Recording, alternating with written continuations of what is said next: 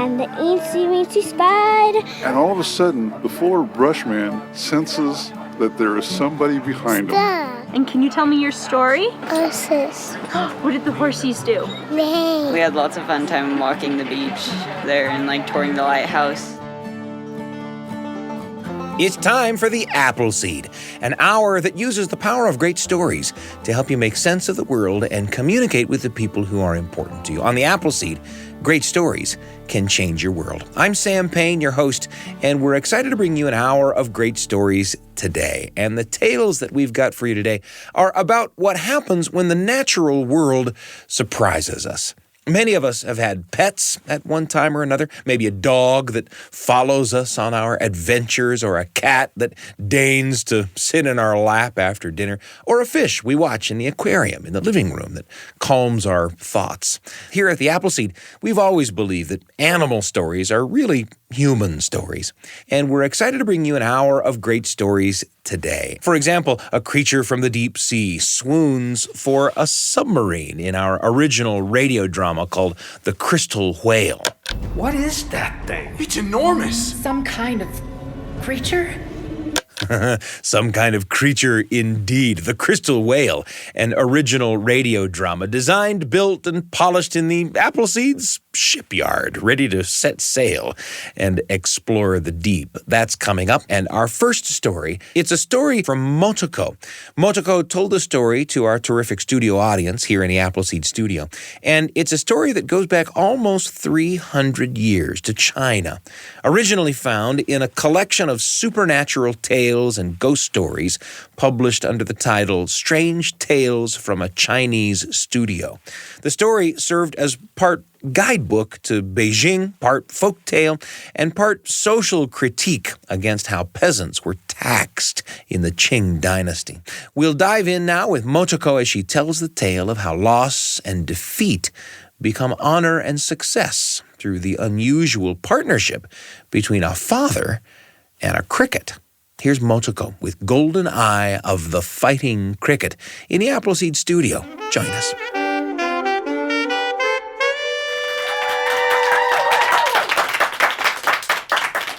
Thank you.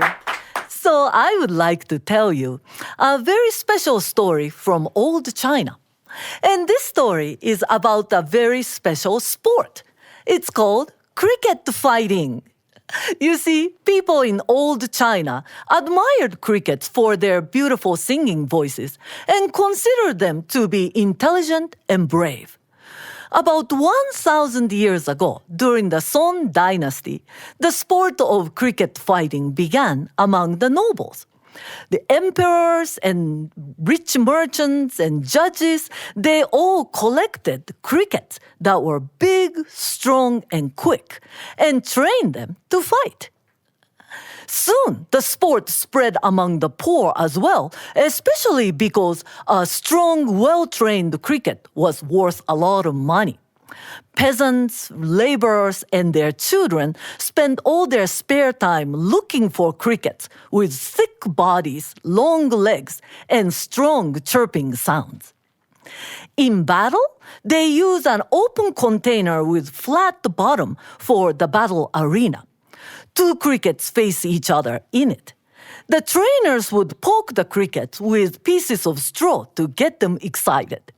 Then the two insect warriors go at each other, snapping their jaws and waving their antennae. Sometimes the cricket can flip his opponent clear across the arena. Well, once upon a time, about 600 years ago, in a little village not too far from the capital city of Peking, there lived a young man named Mr. Li. Mr. Li worked as a low-ranking office clerk for the local government with no hopes for promotion. He lived with his wife in a little hut and also with their 7-year-old son, Jin. Mr. Li worked under a very mean supervisor named Mr. Bao. Mr. Bao always made Mr. Li do the most difficult or tedious job and took credit for his work. One day, Mr. Bao brought his own fighting cricket to the office to show it off. This cricket, in this special bamboo cage, was nearly 2 inches long. "You may call him Big Boss," Mr. Bao pompously told the workers. He placed the bamboo cage on a high shelf for everyone to admire. Well, that day during lunch, Mr. Lee was eating and talking with his colleagues when one of them asked, "So what do you think about Mr. Bao's fighting cricket?"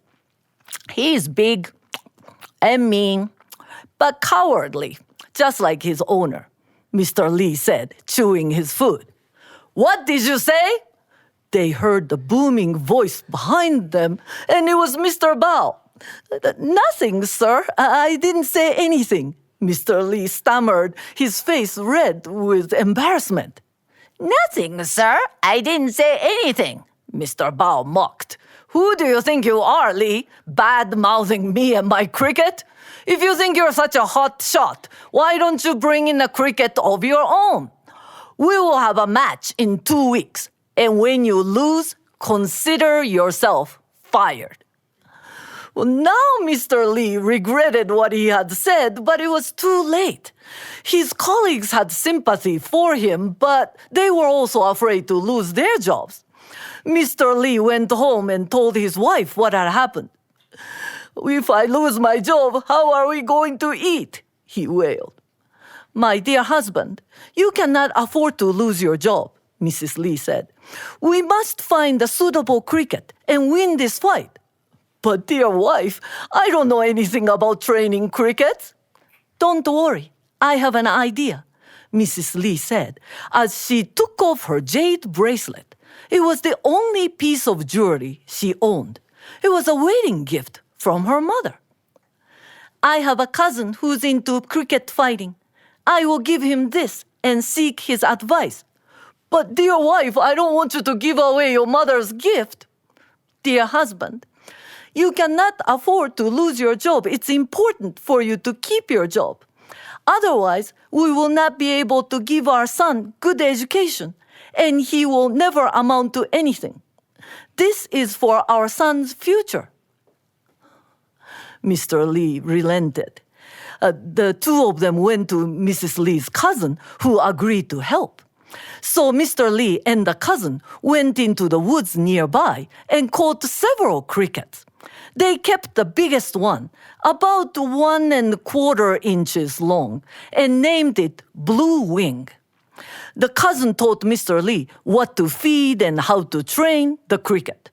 Mr. Lee kept Blue Wing in a little clay pot and fed it bits of crab meat, water chestnuts, and sliced apples.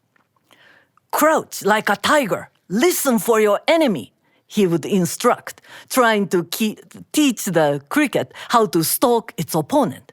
Or he would say, "Charge like the wind. Forge straight ahead." His 7-year-old son, Jin, watched closely by. Well, a dozen days passed quickly, and Mr. Lee had done everything he could to prepare Blue Wing for the battle. Now he just had to hope for the best. But 2 days before the scheduled match, something terrible happened. You see, the boy, the 7-year-old Jin, who had grown quite fond of Blue Wing, wanted to look at it while his parents were out. So he reached up for the clay pot and he opened the lid. Suddenly, the cricket jumped out, trying to escape. In his haste to catch the cricket, the boy accidentally squashed it. Now, Blue Wing was dead. "Look what you've done!" His mother came home and screamed, "Your father is going to kill you!" The boy burst into tears and ran out of the house. When Mr. Lee came home from office that evening and heard what had happened, he was devastated. But his anger quickly turned into fear and worry because they realized their son was missing. They had no idea where the boy was, and it was already dark outside. As Mrs. Lee went all over the village searching for the boy, Mr. Lee went into the woods nearby. He came to the edge of a steep rock cliff and peered down. By the light of his lantern, he found his boy lying unconscious at the bottom of the cliff. He scrambled down and carried the boy home as his wife went to fetch the village doctor. Your son must have hit his head very badly when he fell off the cliff. Will he live? Please don't let him die. I cannot say. Just do not move him, whatever you do.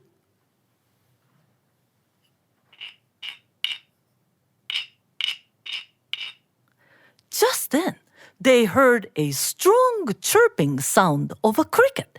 It was coming from the boy's clenched hand. They loosened the boy's fist and found a small cricket, barely an inch long. The cricket sat still and sang. Mr. Lee noticed that it had golden eyes. He must have fallen off the cliff trying to catch this cricket. I am so sorry, my dear husband. It's all my fault. I should not have yelled at him like that. No, my dear wife, it's my fault. I'm the one who brought this mess onto us. The boy was still unconscious the next evening, and the parents were worried sick. The match was scheduled the next day, and they did not even have a cricket. How would they pay for their son's medical care if Mr. Lee lost his job? Then Mr. Lee saw it again, the little cricket with golden eye. He was sitting on his son's chest. He carefully caught it and put it in the clay pot. The cricket chirped even more loudly, as if trying to cheer him up. I will face my opponent tomorrow, Mr. Lee muttered quietly. He named the cricket Golden Eye and brought him to Mr. Bao's house the next day. All their colleagues and neighbors had gathered to watch. Mr. Bao set up a large, flat-bottomed ceramic dish on his porch for the battle arena. In a revered manner, he let his big cricket out of the bamboo cage. Then he took a look at Mr. Lee's cricket and burst out laughing. Ha ha ha! That puny thing is gonna fight my cricket? You're out of your mind, Lee. Mr. Lee said nothing. The two crickets faced each other. The big boss scuttled around. Goldeneye sat still, without moving an antenna. Look, he's so scared, Mr. Bao taunted and poked Goldeneye with a piece of straw. Suddenly, Goldeneye charged like the wind. The two crickets locked their antennae.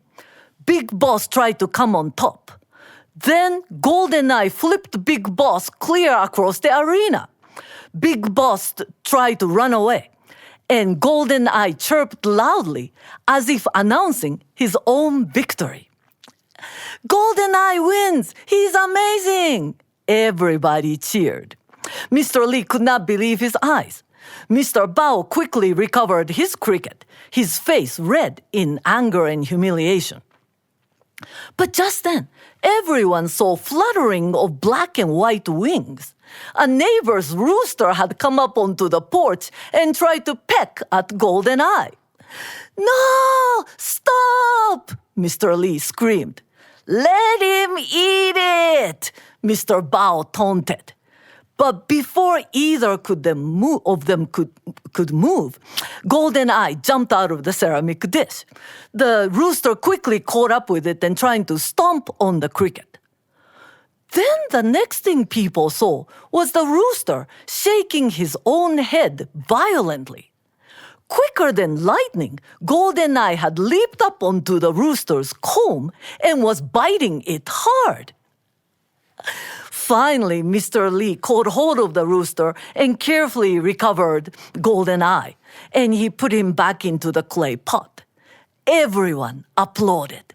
Everyone except Mr. Bao. "You're fired anyway, Lee," he hissed. "You don't need to fire me. I quit," Mr. Lee said calmly. "I should be at least as brave as my cricket." But when he got home, he was saddened to find that his boy was still in a coma. "My dear wife," Mr. Lee said, "please allow me to leave our son in your care for a while. I will find a way to make it right by him." The next day, Mr. Lee went to the village magistrate to file a grievance against Mr. Bao. Then he asked the magistrate for help. The story of Cricket fighting the rooster had spread quickly and had reached the magistrate's ears. "I am going to introduce you to an old friend of mine," the magistrate said. "He is a high court judge in Peking, and he loves cricket fighting." So Mr. Lee, with golden eye, traveled to the capital city to meet the judge. The judge was thrilled to see him. "I am in charge of the Imperial Cricket Fighting Tournament, and I surely could use your service." The judge not only bought GoldenEye for a large sum of money, but also hired Mr. Lee as the Imperial Cricket trainer. So for the next 3 months, Mr. Lee lived in the capital city of Peking and trained GoldenEye, only occasionally receiving words from home about his son, who was still alive, but still in a coma. GoldenEye proved to be a magnificent fighter. In front of the emperor and the nobles, he fought and won every match for the total of 888 matches. His name became famous throughout the capital city, and paintings and music and poetry were created as a tribute to the little champion Cricket. Finally, the emperor allowed GoldenEye to retire in high honor. He was given to the emperor's daughter, who would take good care of him and enjoy his singing. "Do you wish to stay here and train other crickets?" the emperor asked Mr. Lee. "Your Majesty, I wish to go home and take care of my own son." The emperor released Mr. Lee from his duty as the Imperial Cricket trainer and appointed him to be the chief commissioner of the local government back home. When he came home, everybody welcomed him back. And guess who was assigned to organize a magnificent banquet for Mr. Lee? That's right, Mr. Bao. But when Mr. Lee finally came back to his house, his wife came running out, saying, "He's awake! He's awake! Our son is awake!" You see, just 2 days before, Jin had regained consciousness, and the whole family embraced one another. "I am so glad you are all right, son." "Dad, I was asleep for a long time, and I had a very strange dream." "What kind of dream did you have, son?" "In my dream, I was a fighting cricket. I was small but quick, and I won many, many battles. I even fought a rooster once. I crouched like a tiger and charged like the wind, just like you said. And Dad, you were always there with me."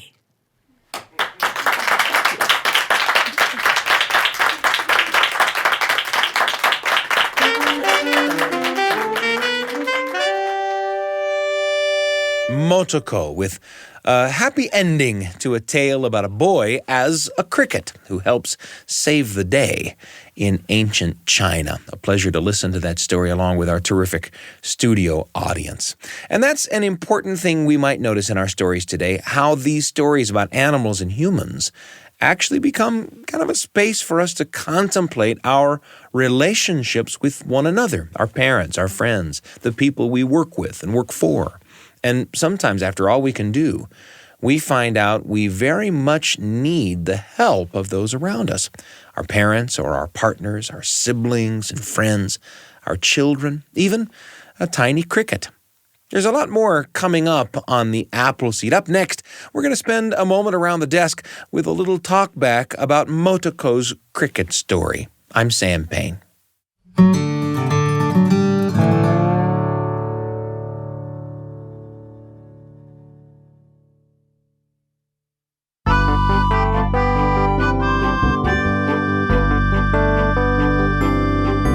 A moment ago, it was our pleasure to hear, along with our terrific studio audience in the Appleseed Performance Studio, a story told by Motoko, the golden eye of the fighting cricket.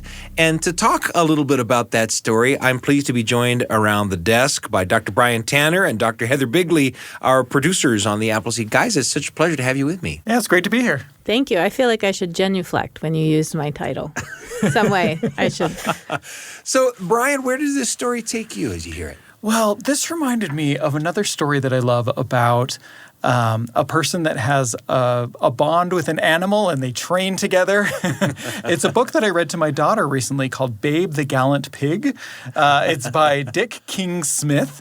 It was made into a famous movie in 1995 called Babe. Sure, with James Cromwell. Yeah. The whole that'll do pig thing. That's right. But I just love stories like that where it's like there's just, even though they're different species and they communicate differently, there's something special between them, and they're working towards like a bigger goal. In this case, it's a competition, normally for sheepdogs, but the pig is going to try and herd sheep just like the dogs, and it has its own unconventional way that it goes about doing that, and it ends up, kind of saving the day for this family. Yeah. And Go ahead. Oh, I was just going to say, I think that's a really important aspect of both the stories is that the family's life revolves around work, and the work is important.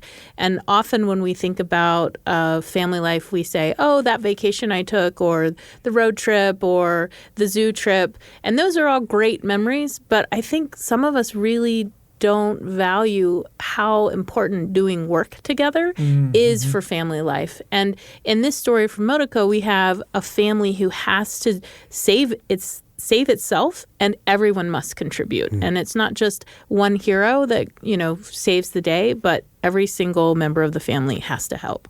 What a pleasure to chat for just a moment about the golden eye of the fighting cricket, that story told for us by Motoko. And speaking of stories about animals and our relationships with them, I've got a memory. It's today's entry in the Radio Family Journal. The Radio Family Journal with Sam Payne. A tiny little story for you and your family. Right when you need it. On the Appleseed.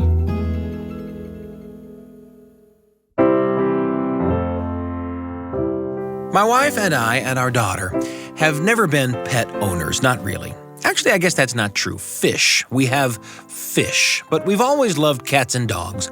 And we've often been, shall we say, pet adjacent. Our grown-up son has a beloved dog who is often at the house, and his longtime girlfriend has a cat we all love. So we're pet lovers, to be sure. We've just kind of kept our distance. And then everything changed, and it changed on the day that a bedraggled-looking tortoiseshell cat wandered out of the shrubs around our house, and we gave her a little plate of leftovers. That cat, as it turned out, was pregnant. Who knew? And not too many days after we began putting a little food out for her, she had a litter of kittens. And our lives have been spent from that time to this, learning how to responsibly manage a little colony of feral cats. And to be sure, it's not all kitty snuggles and purring and the like. In fact, though these cats love living in our backyard, or seem to, they won't come near us, not for anything. And to figure out how to do right by these cats, we've consulted books and vets and animal shelters and the Humane Society. And there's been the renting of live traps, and there have been spayings and neuterings and rabies shots. And, well, let's just say that we're more a part of each other's lives than any of us, either the humans or the cats, ever imagined. And I have to say that in the beginning, in our ignorance about cats, we heaped a lot of judgment on that mother cat. It may have started with an experience we'll probably never ever forget, right after the littlest cats were born. Now, to be sure, the mother cat kept that litter of newborns far away from where we could find it. But one chilly afternoon, we heard this piercing little cry from among the flowers on the south side of the house. We investigated and found a tiny kitten, probably just a few days old. We didn't touch it at first. We knew that its mother was probably just moving her kittens to a place that was safer or warmer or better hidden. But as time wore on and the mother cat didn't come back, we started to wonder, and we got the vet on the phone. And when we were sure that the kitten had, in fact, been abandoned by its mother, we consulted with the vet about how to take care of a tiny abandoned kitten like this. And almost before we knew what was happening, we were at the pet store buying kitten formula and a tiny bottle that looked like it had been made for a doll and warming lights and heating pads, and we were waking up for 2 a.m. feedings and 4 a.m. feedings. We really poured our hearts into the project of keeping this tiny kitten alive. And I have to say that there was a part of us, and I'm not saying I'm proud of it, but there was this part of us that began to feel disdainful of the mothering of the mother cat, that mother cat that had left the kitten among the flowers. And that part of us began to say things like, we will be good parents, and even we'll be better parents than you, mother cat. Well, I even had a dream one night in which the kittens could talk, and they told us that they wanted to hang out with us more, but their mean mom wouldn't let them. In my dream, the kittens had a name for their mom. They called her the Claw. So, wouldn't you know it, in real life, we started calling her that, the Claw. And then the kitten, that little abandoned kitten that we were taking care of so well, didn't make it. I was holding it in my hands in the middle of the night, working to get it to take a little formula when it took its last breath. Everyone in the house knew when it had happened. It was my turn for that particular nighttime feeding. Everyone else was supposed to be asleep. That's why we took turns, but no one was asleep. Everyone was awake, worrying and wondering. And then the kitten simply wasn't alive anymore. And it just broke us in half. In sorrow, we buried the tiny kitten in the backyard, and we tried to go about our lives again. In a moment like that, you think things will never get back to normal. But they do. Things do get back to normal. It just takes a while. But long before things got back to normal at our house, while we were still smarting from losing the kitten, my wife found herself in the backyard on an afternoon, and there, resting on its haunches, looking steadily at her, was the Claw. It's hard to read a cat. You know, their faces are, you can look at a cat's face and you can imagine it thinking just about anything you want. But my wife thought the Claw seemed unimaginably sad. And they had a long, silent moment together, my wife and the Claw, just looking at one another. Two mothers sorrowing together over a loss. It went on for a while. And when my wife came back in the house, she said, you know, we were wrong. We were wrong to look down our noses at the motherhood of the Claw. Wrong to assume so quickly that she was a bad parent and that we might make good ones. We were so arrogant about the idea that we'd do better. But we didn't. We all failed. And it's got to be tough all around. And she was right, my wife was. It was a powerful moment. I have imagined it again and again, and my imagination is such that I can get to a kind of fantastical place, a place in which my wife, even though she doesn't speak the language, says to the Claw, I know you did the best you could, and I honor that. And then the Claw, even though she doesn't speak the language, says, I know you guys did the best you could too, and I honor that. Well, for sure, as time has passed, we're not as disdainful of the motherhood of the Claw as we used to be. The remaining kittens are grown now, bigger than she is, some of them. And they're still not socialized. They won't come near us. The claw has kept her kittens far away from us, taught them carefully to eat our food, but to otherwise fear and avoid us. And that still bugs us, and we tell them so, even as we're carefully leaving food out for them, or even trying to catch one of them to take into the vet for a rabies shot or something else. They seem fantastically happy, and we probably have a lot to do with that. But not to their way of seeing things. As you can imagine, they attribute their general well-being to the influence of that little bedraggled tortoiseshell cat that came wandering out of the shrubs just a few days before they were born. Their mom, the claw. Well, there's nothing in what I'm trying to say about looking at the way cats raise their kittens as a model for how we ought to raise our children. I'm not saying anything like that.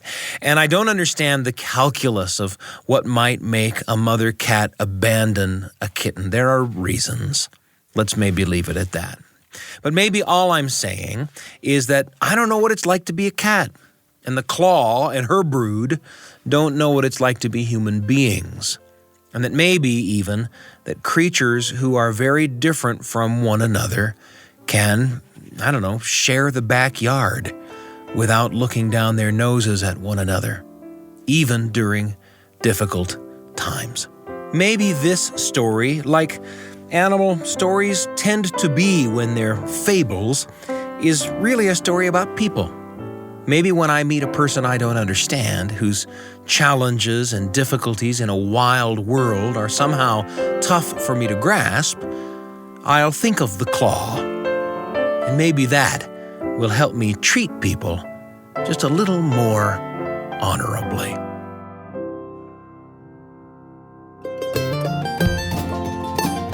The Radio Family Journal with Sam Payne. A tiny little story for you and your family, right when you need it, on the Appleseed.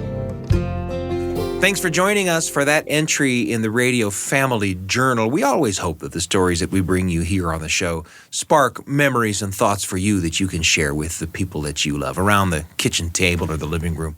That kind of storytelling can make for memories that last a lifetime. An animal story spring to mind? Well, open your mouth and share. It's been a pleasure for me to share the desk here with Brian Tanner and Heather Bigley, our producers. Guys, thanks so much for joining me. That'll do, pig. Thank you. It was great. There's a lot more coming up in just a moment. An audio drama called The Crystal Whale about a submarine and its unlikely relationship with a critter at the bottom of the sea. Coming up, I'm Sam Payne.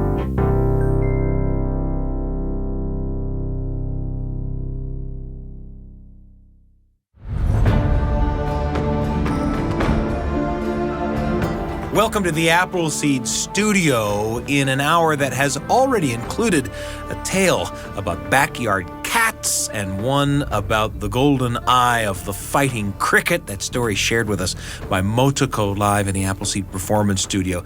It's now time for a little audio drama adventure, an undersea adventure to boot. And I'm pleased to be joined around the desk here by some of the folks who have brought that to life. We're talking to Daniel and Garen. And guys, tell us a little bit about the Crystal Whale. Man, first, we're glad to be here, Sam. Yeah. This is fun. We're usually behind a computer and just messing with faders, so this is great.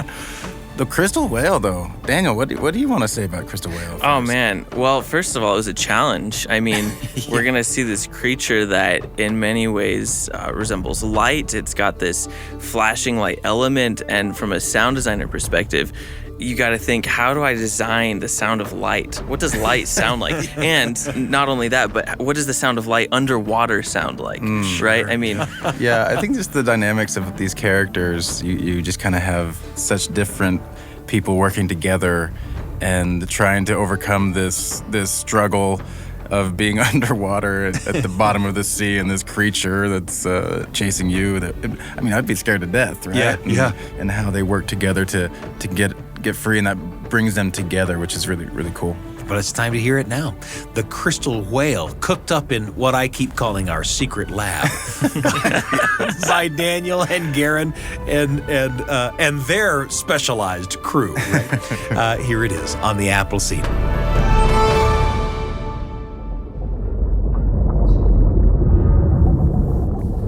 Miss Howard, do you read? Over. Miss Howard, this is Crystal Whale Helm. Can you hear me? Over. Howie, this is Tell. Can you hear me? Are you out there? Over. Dark as a tomb in here. Are you sure you're even pressing the right buttons, Tell? I'm pressing the right buttons, sir. I'm not sure the comms work, though, with the power down, but I'm pressing the right buttons. When was the last we heard anything? 12 minutes and 16 seconds past critical, sir. Howie, can you give us anything? Anything at all? Over? Is it possible that she's still alive? There's no reason to go there yet, sir. Just because we can't see her through the windows. Submarine covered in windows. What kind of experimental Mickey Mouse sightseeing boat is? She's probably fine. But it was an experimental suit. Untried. And now 12 minutes and 16 seconds past critical. 12 minutes and 35 seconds, sir. Yes, but clearly that time has been far more eventful for us than for her. She's got plenty of oxygen. The suit, which is incredible, is rated for depths 3 times where she's swimming. And the thrusters on the suit are rated for twice the test speed. So are the suit's comms. But we haven't heard from her in almost 14 minutes, Sandy. I mean, the whole suit test was supposed to be shorter than that. I know. The point is, the speed shouldn't have strained the suit at all. The prototypes were all able to handle these conditions, and she handled the launch like a pro. You saw her. Well as the sub handled getting into position to catch her? Enough with that, please. We got jumpy. The suit is fast. That's how I designed it. And for us, the race from the jump off to the pickup, we just got jumpy. You got jumpy. Right. I got jumpy. And you shouted a navigation order, which Tell obeyed, and now we've grounded the crystal whale at the bottom of 1,000 feet of ocean. Just look out the windows and see. It's too dark to see. Yes, you're right. Grounded. 1,000 feet of ocean, which is why she's safer out there. Miss Howard. Miss Howard, over. Tell. Let me take over for a minute. Of course, Sandy. Howie? Howie? Kit Howard, you answer me this. Listen. Baby, this is your mom. The last 12 or 13 minutes have been pretty rough. McGee, lights, engines, anything? Nothing! All gone! I'm working by flashlight in here! McGee, can't you? I'm working on it, Captain! I mentioned I'm working by flashlight in here! We're all working by flashlight, McGee. Sandy. We clipped a ridge while we were getting into position to catch you, and we rolled the sub. It's my fault. We're on the bottom. We don't have any power. I know you're only 15, but you're the best test pilot in the whole operation. Sweetie, I know you're fine. We don't know why you can't communicate with us, but I just wanted you to know we're... Captain Maurer! What is it, Tell? Out there, beyond that ridge. A flash of light. Sandy, look at this. A flash of light. What on earth?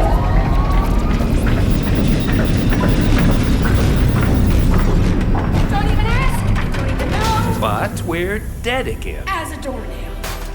Captain, that light. Yeah, what about it? It's gone. Sandy, look at the comm screen. Words. Tell, it's just ghosting from whatever was on the screen when the engine spiked. No, Sandy, that's a new message. Sandy, he's right. Look. Coming fast, voice calm down, something behind. That's it. That's it. Oh my. Howie. Where is she? Captain, that light again. It's blinding. What the? I've got everything! Everything! Lights! Power! Everything! How did that... oh, never mind. That light. What is that? Hey, Captain, is anyone there? I found you. I'm coming in hot. I'm almost to the crystal whale. Howie. Spring the hatch. I can't slow down. There's something big behind. What is that thing? It's enormous. Some kind of creature? Anyone know what this is? I've never seen. It looked like it was on fire. Bright as the sun. But it's just faintly glowing now. It's enormous. Big as the whole ship. We're down again. Nothing. No power. No engines. Nothing. The hatch. Howie. Is everybody okay? What's wrong with Howie. Made it. Yeah, it took me a while to find you at the bottom of, well, you know, the bottom of the ocean. Mom, the suit is super fast. Yeah. That's how I designed it.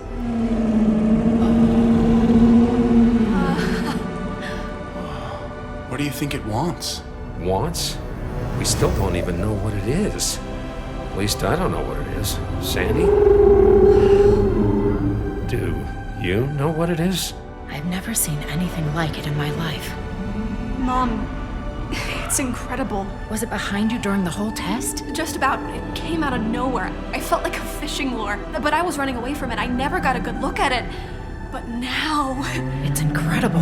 Listen, guys, I also think it's incredible, but I've got some questions. There's some stuff about this that I don't understand. You and me both, Tell. I mean, think about it. It comes screaming toward us like it's going to rip us apart or eat us or something, and now it's here. It's just... staring at us. Yeah. And I might add, we're just staring back. Anyone want to talk about the problems? I mean, we're still completely dark. No engines, no lights, no nothing. But we had engines and lights a minute ago. Why did they power on suddenly and then off again? The comms too.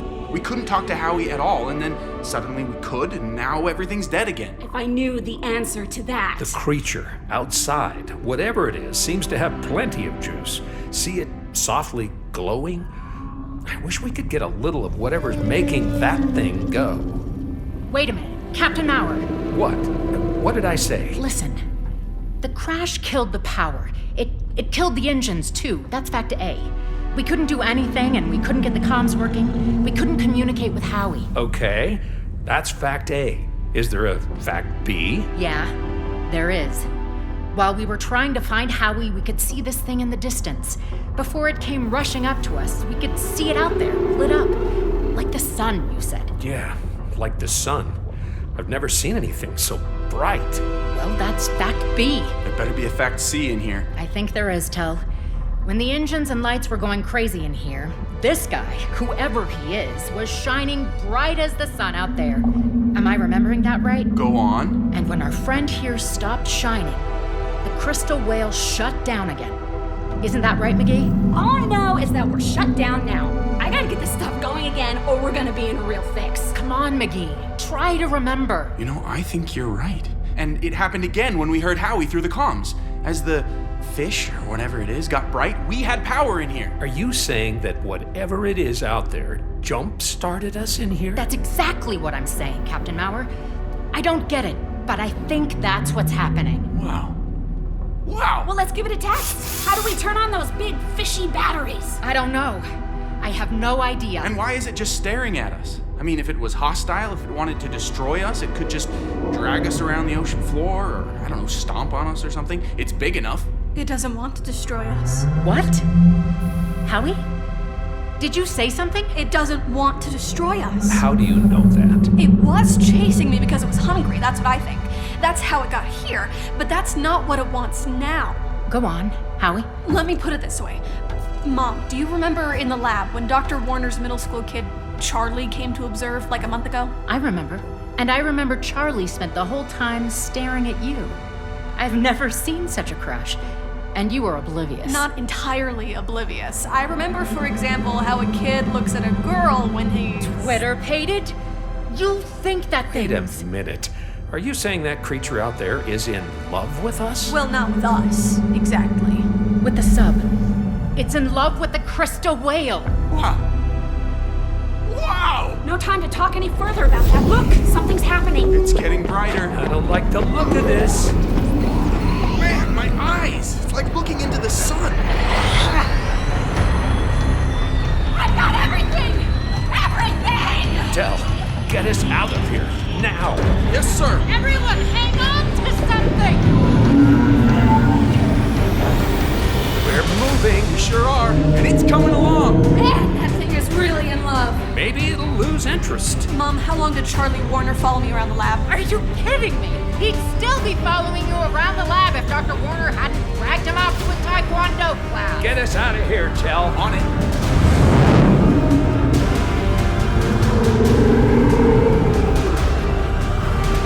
Tell, the rocks! You want to drive? I just got all this working again, Commander Tell. Don't rip it apart just yet. Don't make things tougher on us. I'm having a hard time controlling her, sir. It's like she's operating at 10 times power. So, this is love. Oh, no. Jeez! Hey, help me with this.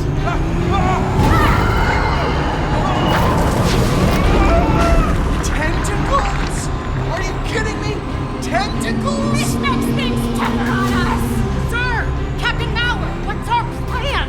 To outrun that thing. Listen, if the creature loses interest, it can go dark again, and then we lose power and tumble to the ocean floor again. While it's still... Twitter-pated is the word you used before. The point is, while it's still powering us, we've got to get to safety. Got it. Tell, quit dodging around down here. Put us topside. On it. Oh, here goes! Go, baby, go. Things are shaking up pretty good in here. Hang in there, everyone. We're almost to the surface. Jeez! McGee, status. 300 feet. 200 feet. 100 feet. We're there. Get us to shore, Tal. I'll give the orders aboard the Crystal Whale.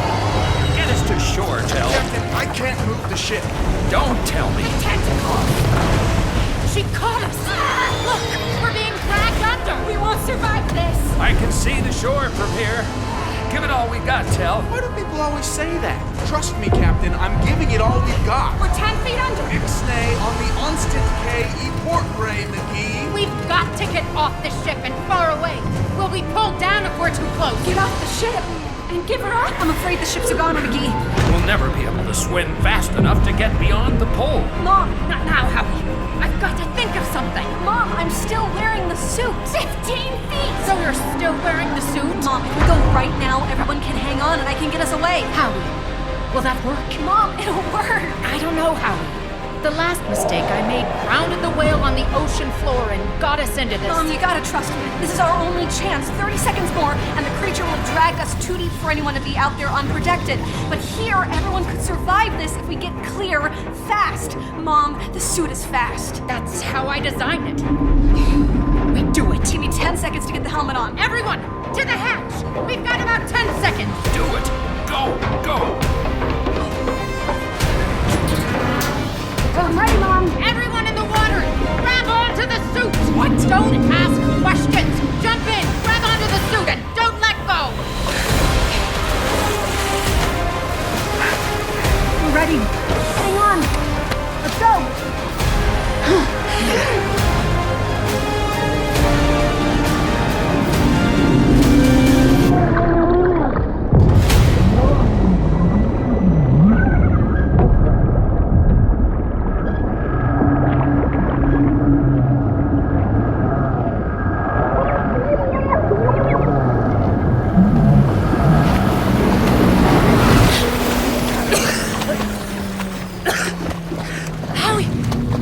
Howie, are you okay? Howie! Yeah, Mom, I'm okay. Help me off with the thing. Harry. How about that? Mom, the suit is incredible. Howie, you're a wonder. Is everyone okay? I think so. That was some ride. I saw every engine I've ever worked on flash before my eyes. Did I hear you give an order back there, Sandy? An order on my ship? I guess you did, Captain Mauer. It saved all our lives. Where's the sub? Where's the crystal whale? There it was, at 200 yards. That sub was something. Creature was something. And, Miss Howard, you're a remarkable young person. Thanks, sir. Wait till the guys at your school hear about this. The guys, Let's not even think about guys after this. not even Charlie Warner. All right, everyone. Swim. I don't get it. Who's Charlie Warner?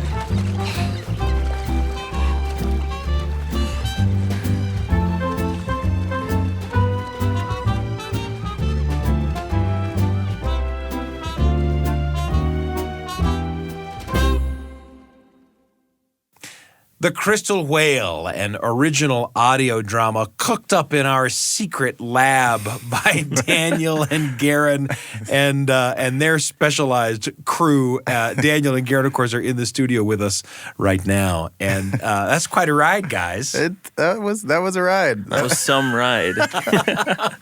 When you're working on a big project together, there is something kind of Leviathan-y about it. You know, absolutely. It tends to sort of have a mind of its own, and you, as a dedicated crew, are trying to find your way through it and learn about the power dynamics in your group. It's like that just about anywhere. In a family, it's like that. And the things that families have to face together, things that are unexpected and unpredictable. Oh, 100%. Well, and it just reminds me, it takes a village, right? Yeah. This Leviathan of a project, it needs a lot of hands on deck. And you get enough of those somebodies in a room, and all of a sudden you've got a crew, right? Yeah. So... and somebody saying, "I'm the captain here." The parallels between what the crew of the Crystal Whale faces and what the crew creating the Crystal Whale for the audio drama face as they enter into that challenge. It's been such a pleasure to talk to Daniel and Garen. I've mentioned them by their first names. We're talking, of course, to Daniel Davis and Garen Brett. It's a pleasure to have you both with me. Thank you so much, Sam. Yeah, thank you, Sam. We've been thinking today about the surprises of the natural world and how those surprises teach us about our own lives, our own selves, our own relationships.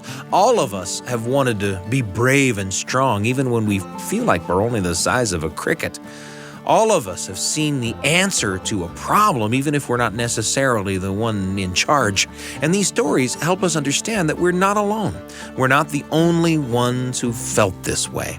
In fact, these are experiences that make us human. Interesting, right? We share stories of animals to teach us about our humanity. You think animals share stories of humans to understand their best beastly selves? I'm suddenly wondering. It's been such a pleasure for me to share this hour with you. Join us again on the Appleseed, won't you? You can find us at byuradio.org/Appleseed. Or you can Google the Appleseed podcast, or you can download the BYU Radio app for ways to listen to all the great shows produced by BYU Radio. And of course, if you found us on the podcast, be sure to rate us and review us. It helps people find the show. I'm Sam Payne, and I can't wait to be with you again on the Appleseed.